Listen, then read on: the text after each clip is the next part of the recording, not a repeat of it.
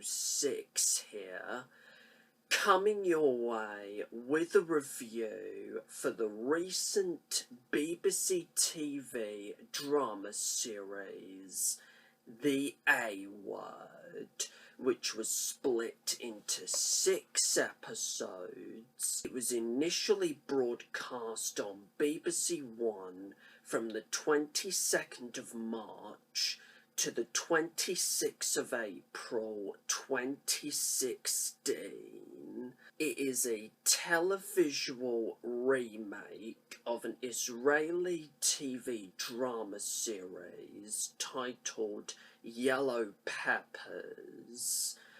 It was shot on location in the Lake District and parts of Manchester.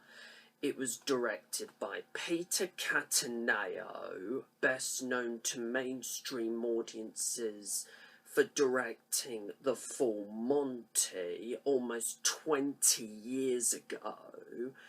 Dominic Leclerc, who previously directed episodes of The Syndicate, Call the Midwife, Emmerdale, Shameless and Coronation Street, and Susan Tully, who previously directed episodes of Grange Hill and EastEnders. It was written by Peter Bowker, who previously wrote episodes of Casualty, Where the Heart Is and Peak Practice, as well as the 2000 adaptation of A Christmas Carol with Ross Kemp, the 2009 adaptation of Wuthering Heights with Charlotte Riley and Tom Hardy, Blackpool, Occupation, Desperate Romantics, Monroe with James Nesbitt, Marvellous and Eric and Ernie, and it stars up-and-coming child actor Max Vento, Morven Christie of Grantchester fame, Lee Ingleby, Christopher Eccleston, Molly Wright, Greg McHugh of Fresh Meat fame, Vinette Robinson of Sherlock fame, Pookie Kesnell, Ralph Little and Thomas Gregory. The story of The A Word is centred around this adorable but quirky, music-obsessed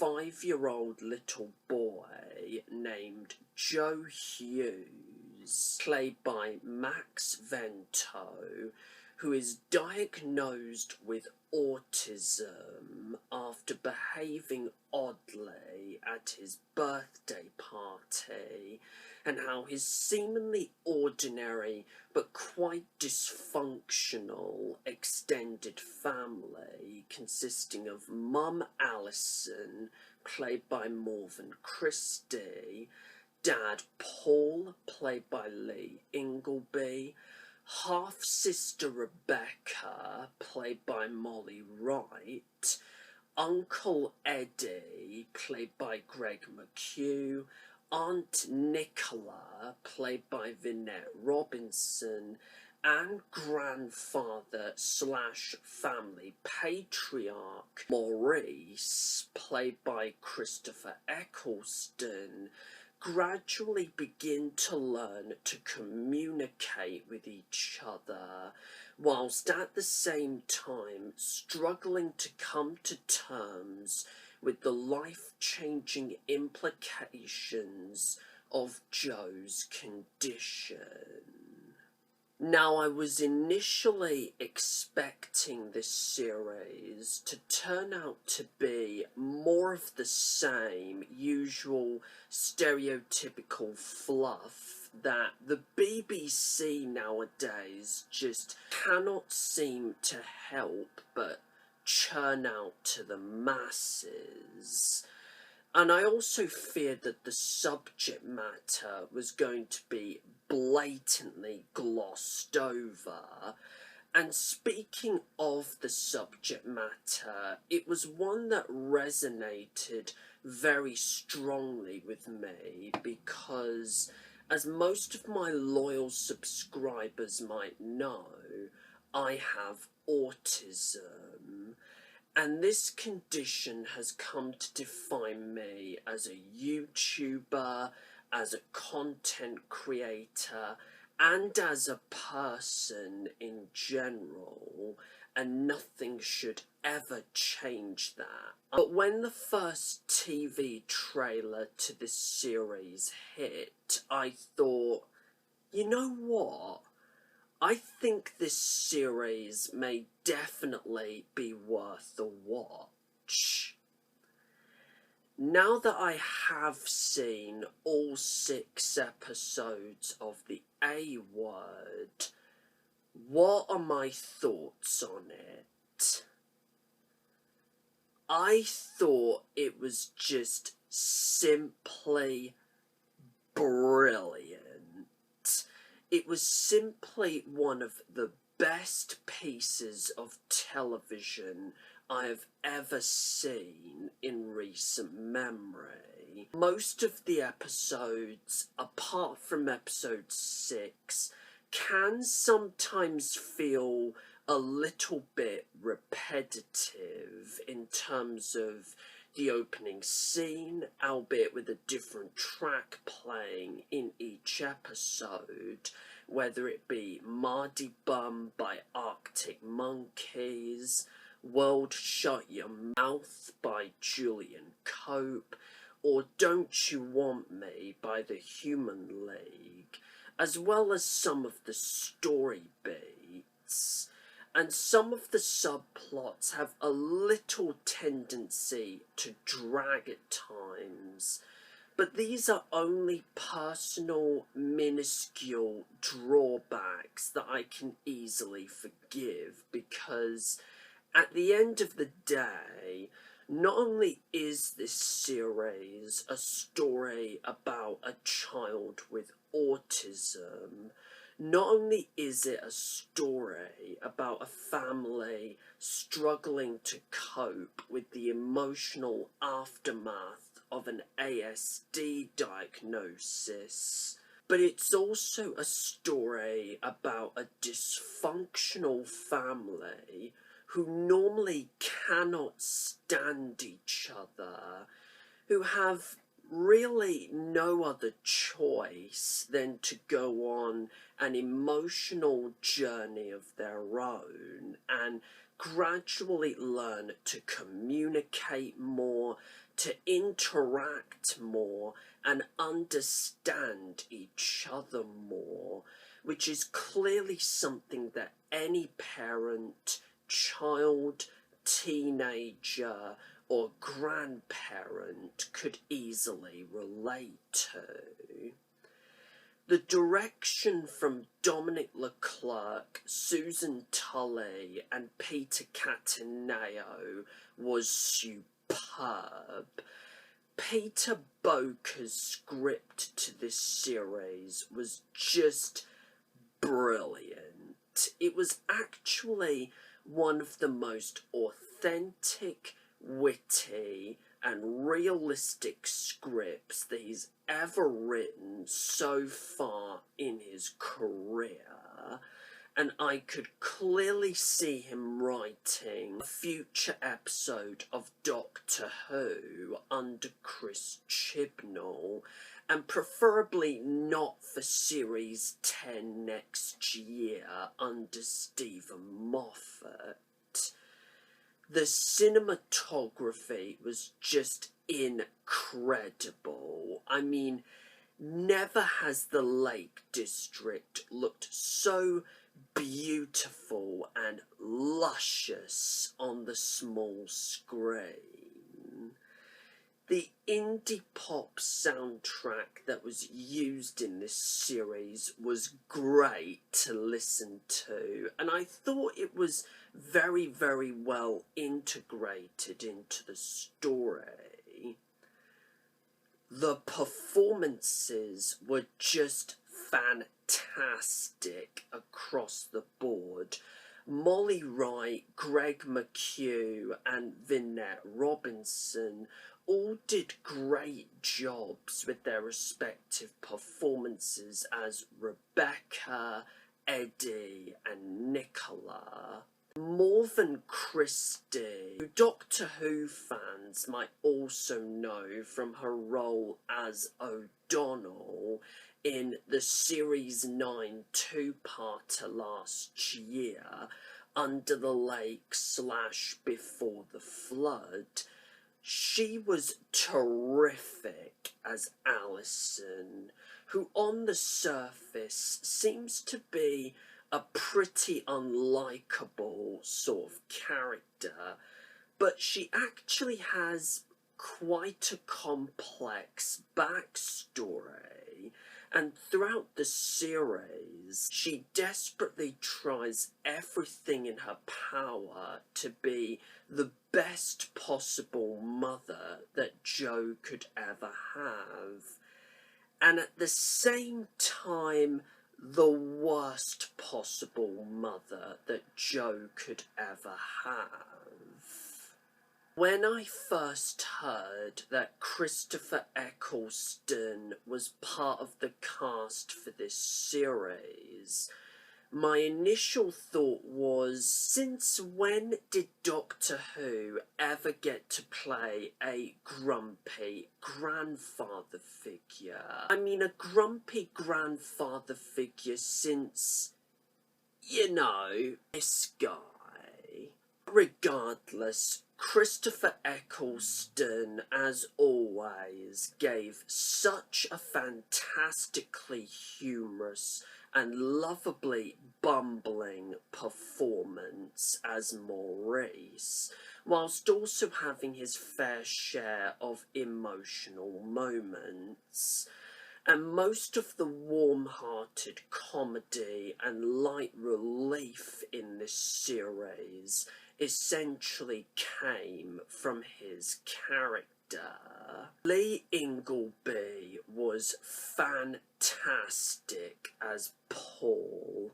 In fact, he did such a great job that whilst I was watching the series, I kept thinking to myself, you know what? And by the way, guys, I'm not at all wishing for Peter Capaldi to leave his role as the 12th Doctor in Doctor Who anytime soon, because like everybody else, I would love him to at least stay in the role for just one series under Chris Chibnall. But I'm just saying, if he does decide to leave the role, I will respect his decision, of course, and there is really no other actor that I could see replacing him as the 13th or the 14th or even a future Doctor than Lee Ingleby. Also, the couple of scenes where he unsuccessfully attempts to wean Jo off of his music and his, you know, autistic habits by persuading him to try out something different, like doing a colouring book or playing football, were just some of the most emotional and powerful moments of the entire series, and especially the scene in episode 1 where Jo suffers a meltdown and slaps Paul around the face. I mean, I was on the edge of my seat the entire time whilst I was watching that scene unfold, knowing full well deep down what was going to happen. And at the same time, I wanted to turn my eyes away from the screen. The moment it happened like that, I sat there with this look of silent shock and disbelief on my face at what I was seeing right in front of me. I had seriously never felt this way towards a scene since the first time I watched the infamous scene towards the end of Star Wars The Force Awakens, when, spoiler alert for those who still haven't seen that film by the way, Han Solo dies in the hands of his own son, Kylo Ren. And also the look of shock and confusion on Paul's face in reaction to this was exactly what I was feeling at that particular moment. It was just, heartbreaking to watch, and you cannot help but feel sorry for him in a way, because at this point he's just been hit by the sad reality that he has to deal with this sort of behaviour from his son on a regular basis. It was just such a shocking, emotional and powerful scene, and Lee Ingleby conveyed that perfectly. Now, 2016 has produced 3 extraordinarily talented child actors so far, namely Jacob Tremblay in Room, Neil Sethi in The Jungle Book, and now Max Vento in The A Word. And I shit you not, guys, Max Vento's performance as Joe Hughes in this series was absolutely phenomenal, and it genuinely deserves some BAFTA recognition this year. I mean, my God, to see a performance like that come out from essentially a 6-year-old boy who doesn't have autism in real life was incredible to watch on screen. I also thought he did such a remarkable job with his sensitive and accurate portrayal of an autistic child. And speaking of accuracy, the BBC seemed to have really done their homework and seemed to perfectly understand how complex of a condition autism really is, and also how extremely challenging it must be for parents who have autistic children to try and do what's best for the future of their children, as well as to make sure they're not being taken advantage of and being discriminated against by other people. It was also a pity, and quite abrupt actually, to see Eddie and Nicola splitting up at the very end of the series, But hopefully there will be a satisfying resolution to this storyline in Series 2.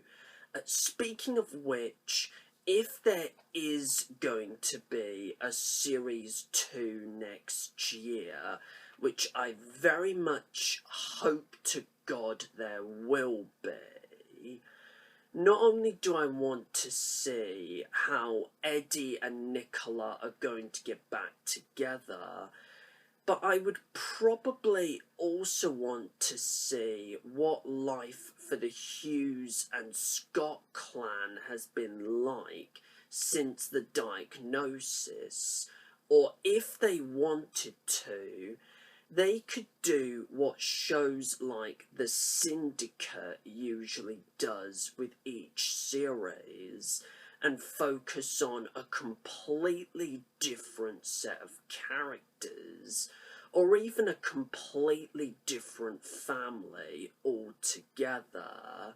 However, and the BBC seems to be doing this quite a lot with most of their recent shows, if this is indeed going to be a one-off series and the BBC does decide to cancel it, not only is the final shot where we see the entire Hughes family, apart from Joe of course, all asleep in one bed, a beautiful way to end the series, but it will also be an absolute shame that we will never be able to see how Nicola and Eddie's relationship is going to be resolved. If you know a family member or a friend who has autism, I would definitely recommend that you go and check this series out. In conclusion, for me, the experience of watching The A Word last week was literally like being on an emotional roller coaster ride with these characters. I cannot wait to see what happens next with Series 2, that is, if it does indeed happen. Yes, BBC, you heard that right. If you're watching this video, please bring on Series 2. It resonated with me on such a profound and emotional level that I would never have expected from a series like it before or since. And of course, my overall rating for The A Word is an awesome, tacular 10 out of 10. Now, feel free to leave a comment in the section below and let me know your thoughts on The A Word, and also let me know what you guys are expecting to see with Series 2. Plus, feel free to subscribe to my channel as always. And until my next video, which is definitely going to be a review for the recent TV adaptation of the Jules May Gray story, May Gray Sets a Trap, with Rowan Atkinson, do take care, everyone, and bye-bye. May the force be with you. What a world, what a world.